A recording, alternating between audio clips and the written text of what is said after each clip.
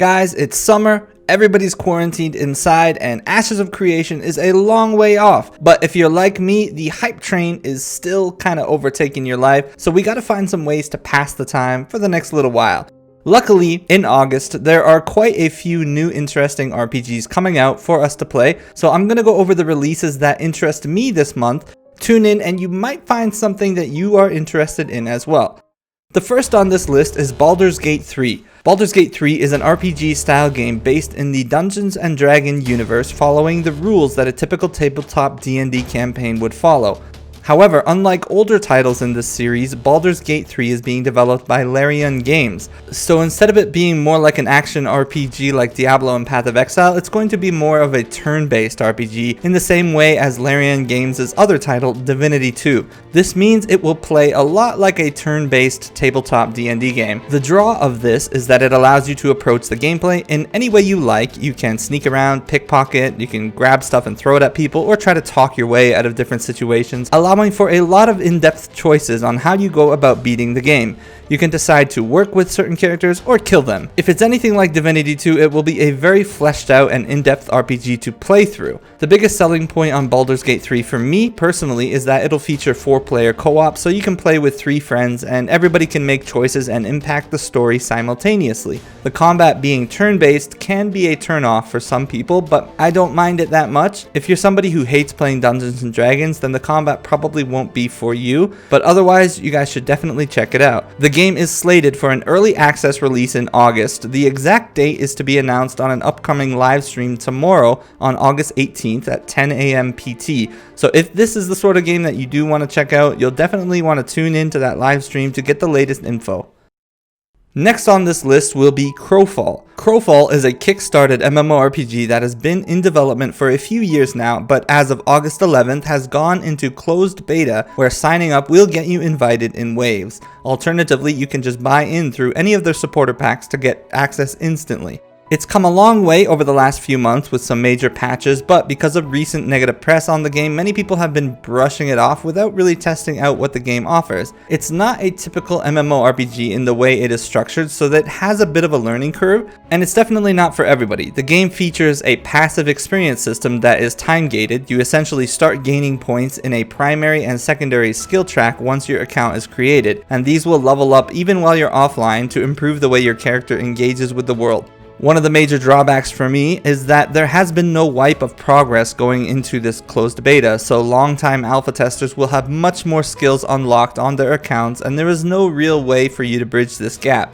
Leveling in the game goes fairly quickly initially, with a max level of 30 when you start out on your first soul, but the game is built heavily around account-wide skills, survival skills, and crafting, so much so that if you use a necromancy crafting skill, you can craft more powerful souls instead of the common ones made at character creation, and these can level up to even higher levels with higher base stats. The idea of the game is to grow your account-wide progress by gathering materials, improving your skills, and crafting better stuff to earn better rewards. There is a basic area called the Godswood, sort of an always-on PvE area, and then there are campaigns. These are scheduled PvP matches in a large world with set objectives where you choose one of your souls to join and participate. You have a limit on what you can take in and out of that campaign with you. Once a campaign ends though, a new one will start, essentially giving the MMORPG an end state. And during downtime, you can hop over to a personal realm where you can build up a nice house to show off your achievements. It's certainly an interesting idea, and if you love PvP and survival elements, definitely worth checking out. My personal draw is the art style and the crazy cool variation of race choices with stuff like minotaurs, elks, and centaurs.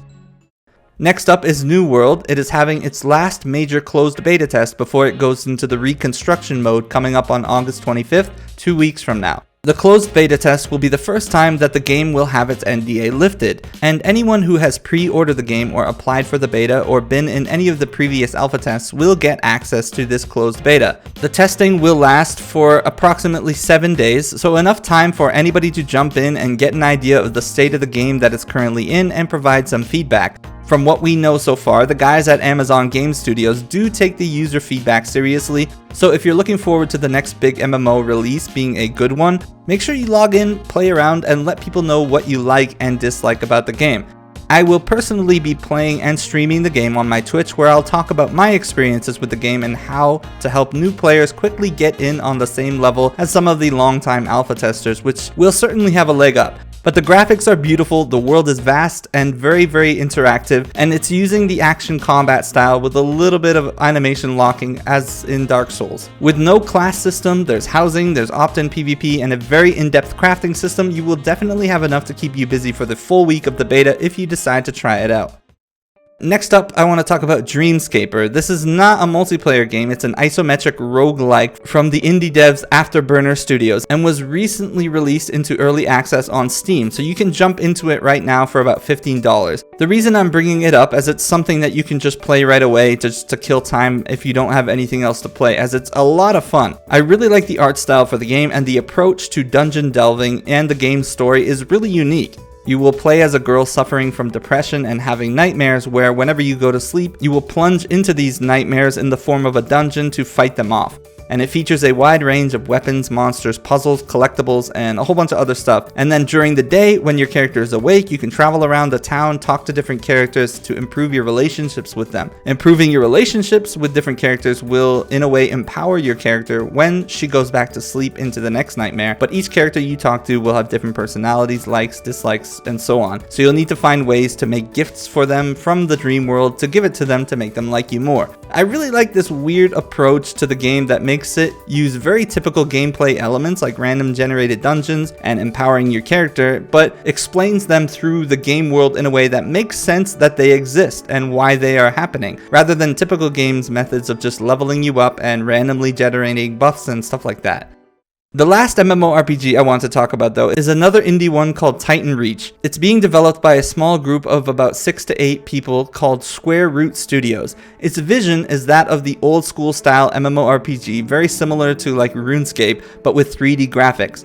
The game has been running some closed alpha tests on occasion and showing some promise, which you can jump in on by just sitting in their Discord and talking with the developers, as their playtests are typically spontaneous and prompted by a ping as they try out different features and optimizations. So it's not very formal quite yet, but if you get in, you'll probably have a good time. Personally, I really like that they are going with the Cinti store assets for their characters and game world. It's smart for smaller developers on large scale projects like this or Fractured to utilize the tools and assets that are available rather than trying to build everything from the ground up. And the colorful style of Cinti store and vast consistent variety will make it easy for them to create beautiful worlds, as they have already shown in their gameplay videos, and expand upon them to make the style their own, while allowing them to focus more on important things like the gameplay.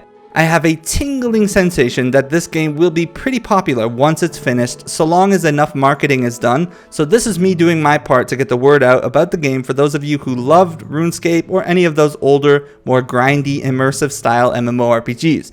But that's it. Those are my game recommendations to help you kill some time in August and have some fun while you're doing it. But there's always tons of games coming out, so I'd love to hear what games are you guys currently playing while you're waiting for the next big release. Is there any titles that you would recommend for me to check out? If you like this video, make sure you do all that YouTube stuff with liking and subscribing. But thank you guys for watching. Have a great day. I am booping out.